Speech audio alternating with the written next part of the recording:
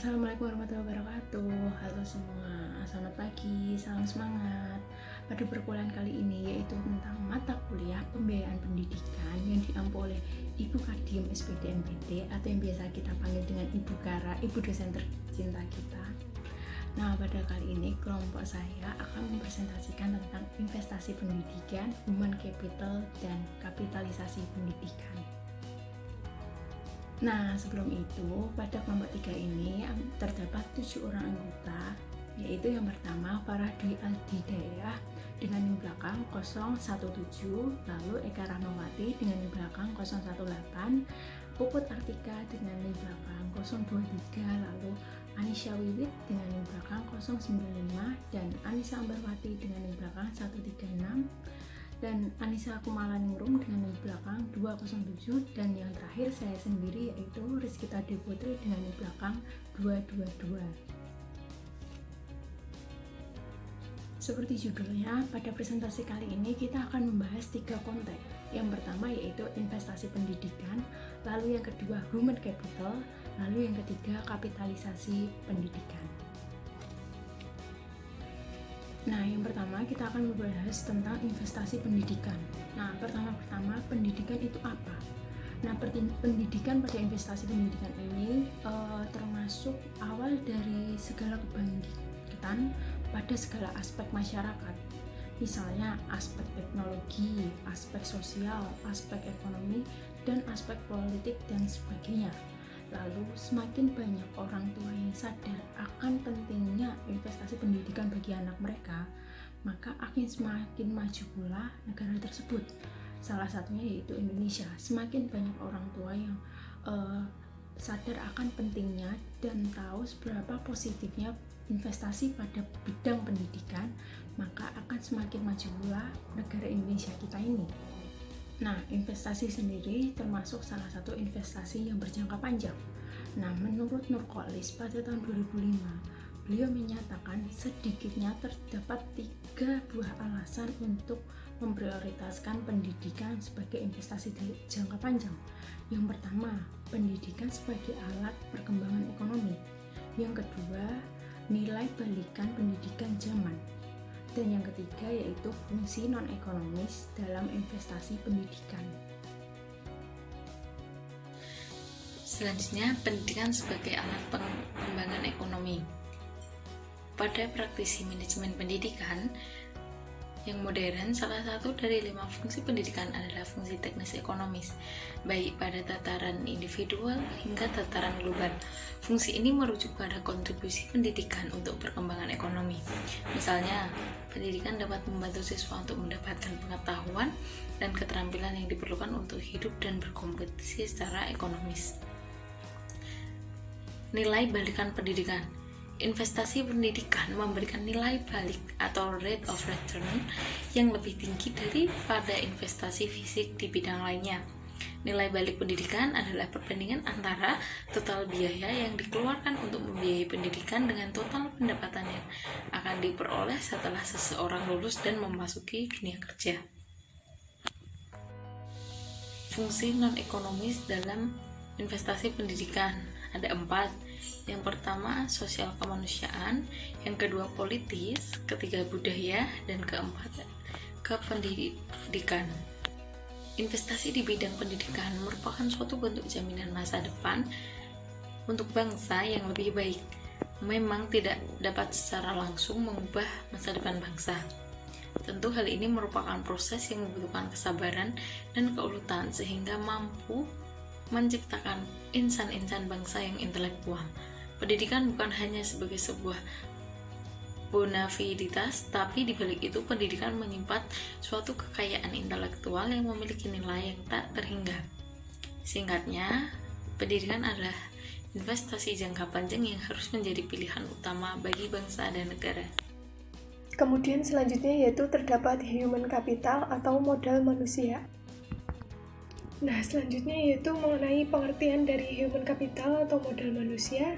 Yang pertama yaitu menurut Stewart, mengatakan bahwa human capital merupakan lifeblood dalam modal intelektual, sumber dari innovation dan improvement, tetapi merupakan komponen yang sulit untuk diukur. Human capital ini mencerminkan kemampuan kolektif perusahaan untuk menghasilkan solusi terbaik berdasarkan pengetahuan yang dimiliki oleh orang-orang yang ada dalam perusahaan tersebut, di mana akan meningkat jika perusahaan mampu menggunakan pengetahuan yang dimiliki oleh karyawannya. Kemudian yang kedua yaitu menurut Davenport mengenai human capital sebagai seluruh usaha yang di bawah tenaga kerja untuk diinvestasikan dalam pekerjaan mereka, termasuk juga di dalamnya kemampuan, tingkah laku, semangat, dan waktu. Kemudian yang ketiga yaitu menurut Becker, human capital adalah bahwa manusia bukan sekedar sumber daya, namun merupakan modal atau kapital yang menghasilkan pengembalian atau return, dan setiap pengeluaran yang dilakukan dalam rangka mengembangkan kualitas dan kuantitas modal tersebut merupakan kegiatan investasi.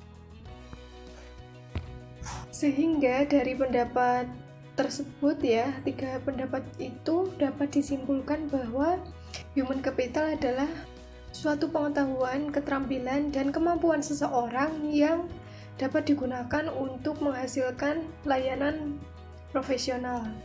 Nah, dalam pendidikan, human capital yaitu dapat diketahui sebagai pengetahuan, keterampilan, dan kemampuan seseorang yang dapat digunakan untuk menghasilkan layanan profesional, dalam hal ini yaitu pada bidang pendidikan. Nah, kemudian selanjutnya yaitu mengenai pengukuran human capital. Menurut Mary Jean Bowman, perbedaan pendapat tersebut bersumber pada dua hal, yaitu yang pertama mengenai persoalan apakah kapital atau human capital itu sebagai persediaan atau store, ataukah sebagai input terhadap produksi. Kedua yaitu berkenaan dengan pembobotan. Dalam pembobotan ini terlihat adanya upaya-upaya untuk memperlakukan ukuran kuantitatif dan kualitatif dalam satuan-satuan human capital. Namun, belum ada kesepakatan mengenai perlakuan pengukuran kuantitatif dalam human capital. Suatu ukuran pendidikan yang diwujudkan dalam labor force dapat digunakan untuk mengubah kualitas menjadi kuantitas. Komponen-komponen pendidikan kemudian menjadi variabel yang spesifik yang dapat dibandingkan dengan kapital fisik dan ukuran angkatan kerja dalam pertumbuhan ekonomi. Konsekuensinya, maka satuan kapital didefinisikan dalam pengertian yang terbatas, yaitu dengan labor force, yang dapat diukur dengan beberapa cara. Di antaranya, yang pertama, number of school years, yang kedua, efficiency equivalent unit, yang ketiga, base year lifetime earned income, dan yang keempat, approximation to base year real cost, dan yang terakhir, approximation to current real cost. Pendidikan sebagai investasi. Para penganut teori human capital berpendapat bahwa pendidikan adalah investasi sumber daya manusia yang memberi manfaat moneter ataupun non-moneter. Manfaat non-moneter dari pendidikan adalah diperolehnya kondisi kerja yang lebih baik, kepuasan kerja, efisiensi konsumsi, kepuasan menikmati masa pensiun, dan manfaat hidup yang lebih lama karena peningkatan gizi dan kesehatan. Manfaat moneter sendiri adalah manfaat ekonomis, yaitu berupa tambahan pendapatan seseorang yang telah menyelesaikan tingkat pendidikan tertentu dibandingkan dengan pendapatan lulusan pendidikan di bawahnya. Menurut MC Mohan dan Geschke tahun 1982, manusia yang berpendidikan akan menjadi modal utama pengembangan nasional, terutama untuk perkembangan ekonomi. Semakin banyak orang yang berpendidikan, maka semakin mudah bagi suatu negara untuk membangun bangsanya. Hal ini disebabkan telah dikuasainya keterampilan, ilmu pengetahuan, dan teknologi oleh sumber daya manusianya tersebut, sehingga pemerintah lebih mudah menggerakkan pembangunan nasional. Yang ketiga adalah kapitalisasi pendidikan. Kapitalisme, secara terminologi, kapitalisme berarti suatu paham yang meyakini bahwa pemilik modal bisa melakukan usahanya dengan bebas untuk meraih keuntungan yang sebesar-besarnya. Sementara itu, pemerintah tidak dapat melakukan intervensi pasar guna keuntungan bersama. Tapi intervensi pemerintah dilakukan secara besar-besaran untuk kepentingan-kepentingan pribadi. Kapitalis pendidikan dalam KBBI memiliki arti kapitalis pendidikan, yaitu proses yang menjadikan semua aset yang dimiliki dalam pendidikan sebagai barang modal yang harus mendatangkan keuntungan. Potret kapitalisme dalam dunia pendidikan atau sekolah. Praktik pendidikan belakangan ini, disadari atau tidak, telah terjebak dalam dunia kapitalisme. Penyelenggaraan pendidikan adalah bagaimana sekolah dapat menjual harisma dan kebanggaan sebesar-besarnya sehingga banyak calon siswa membelinya. Penilaian atas karisma dan kebanggaan sebuah sekolah sifatnya kapital, sehingga pendidikan berbiaya mahal seringkali dianggap benar atau dibenarkan. Mahalnya biaya pendidikan di sekolah-sekolah kita belakangan ini, termasuk sekolah negeri, menjadi hal yang menakutkan. Nah, melanjutkan potret kapitalisme dalam dunia pendidikan atau sekolah, dalam Undang-Undang Nomor 20 Tahun 2003 tentang Sistem Pendidikan Nasional yang menyatakan bahwa setiap warga negara mempunyai hak yang sama untuk memperoleh pendidikan yang bermutu. Kondisi yang demikian dapat berakibat pada kemampuan kaum miskin untuk mempertahankan eksistensi kemanusiaannya sebagai manusia yang bermartabat menjadi sangat berat. Lalu bagaimana sih seharusnya pendidikan dapat mencerdaskan kehidupan bangsa? Dapat dikembalikan pendidikan ke jati diri yang ideal. Hakikatnya pendidikan sebagai proses mencerdaskan kehidupan bangsa, yaitu pendidikan yang berkualitas sekaligus berkeadilan bagi seluruh anak bangsa. Pendidikan yang berlaku untuk semua orang tanpa kecuali. Education for all. Hilangkan hambatan bagi akses pendidikan untuk semua. Lalu pendidikan dapat memberikan makna bagi kehidupan tentunya manakala fungsi pendidikan telah mewujudkan dan telah memberikan pengaruh bagi kehidupan manusia. Salah satu fungsi pendidikan yang berprinsip menurut UNESCO.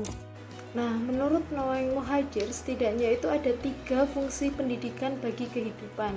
Yang pertama, pendidikan berfungsi untuk menumbuhkan kreativitas subjek didik. Yang kedua, pendidikan berfungsi memperkaya khasanah budaya manusia, memperkaya isi nilai-nilai insani dan nilai-nilai ilahi. Dan yang ketiga, itu pendidikan berfungsi menyiapkan tenaga kerja yang produktif. Nah, tanpa disadari bersama bahwa 3 transformasi pendidikan dengan konsep di atas itu bukanlah hal yang mudah. Akan tetapi diperlukan waktu, usaha, komitmen, sumber daya yang sangat besar, serta kemampuan manajemen dan kepemimpinan yang efektif agar perubahan terjadi dan bergerak ke arah yang diharapkan. Lalu ada beberapa dampak dari kapitalisasi pendidikan. Yang pertama, peran negara dalam pendidikan makin menghilang. Yang kedua, masyarakat makin terkontak-kontak berdasarkan status sosial ekonomi. Yang ketiga, Indonesia juga akan tetap berada dalam kapitalisme global. Yang keempat, dalam sistem kapitalis, negara hanya sebagai regulator atau fasilitator. Yang kelima, pendidikan hanya bisa diakses dengan golongan menengah ke atas. Dan yang terakhir, kapitalisme pendidikan bertentangan dengan tradisi manusia. Nah, dari semua materi yang telah dipaparkan mengenai kapitalisme pendidikan, terdapat simpulan bahwa dari dampak-dampak yang telah dipaparkan dapat disimpulkan bahwa dampak akibat penerapan kapitalisme dalam sistem pendidikan di Indonesia itu menyebabkan pemerataan pendidikan di Indonesia itu kurang merata. Karena masih banyak warga yang belum bisa mengakses dan mendapatkan pendidikan. Hal tersebut dikarenakan makin mahalnya biaya pendidikan yang tidak dapat dijangkau oleh sebagian kalangan masyarakat. Nah, sudah selesai nih materi kita hari ini. Nah, hari ini kita belajar tentang investasi pendidikan, human capital, dan kapitalisasi pendidikan. Nah, jika ada yang kurang mengerti atau yang ingin ditanyakan, silahkan bertanya di sesi Q&A nanti ya. Nanti kita akan berdiskusi bersama. Nah, sekian presentasi dari kelompok 3. Saya mewakilinya. Maaf bila ada kata yang salah. Saya ucapkan terima kasih. Semangat belajar. Wassalamualaikum warahmatullahi wabarakatuh.